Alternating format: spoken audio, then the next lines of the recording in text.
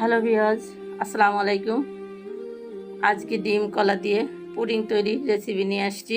চলুন শুরু করা যাক আজকের রেসিপি।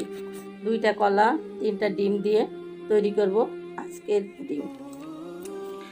পুডিংটা তৈরি করতে একটা বাটি নিয়েছি, আর বাটিতে দিয়ে দিচ্ছি 2টা কলা। এটা 2টা সবজি কলা দিয়েছি আমি। আপনার সাগর কলা বা যে কোনো কলা দিয়েও এটা তৈরি করা যায়। তো আমি কলাটা একটু ভেঙে ভেঙে নিব।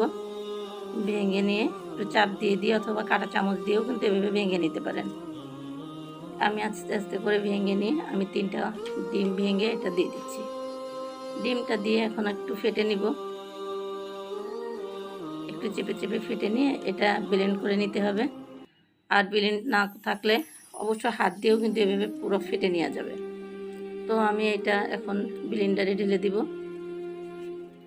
আর ব্লেন্ডার করব আমি একদম যতক্ষণ পর্যন্ত এটা একদম ফিনিশ না হবে ততক্ষণ পর্যন্ত এটা ব্লেন্ড করে নিব।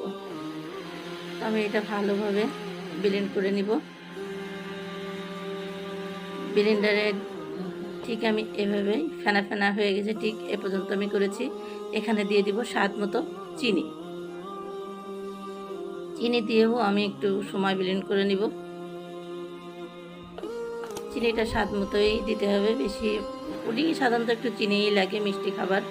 তো এখানে আমি এটাও আবার ব্লেন্ড করে নিয়েছি।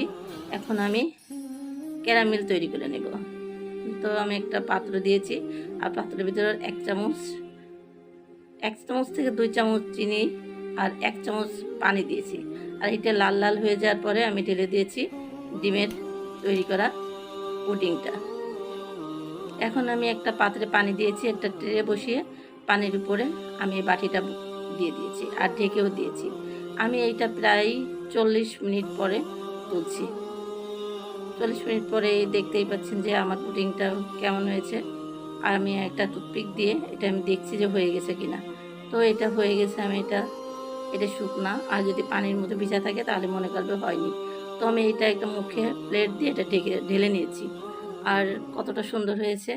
তো আমার ভিডিওটা ভালো লাগলে অবশ্যই সাবস্ক্রাইব করবেন, লাইক ও কমেন্ট করে সাথেই থাকবেন। আল্লাহ হাফেজ।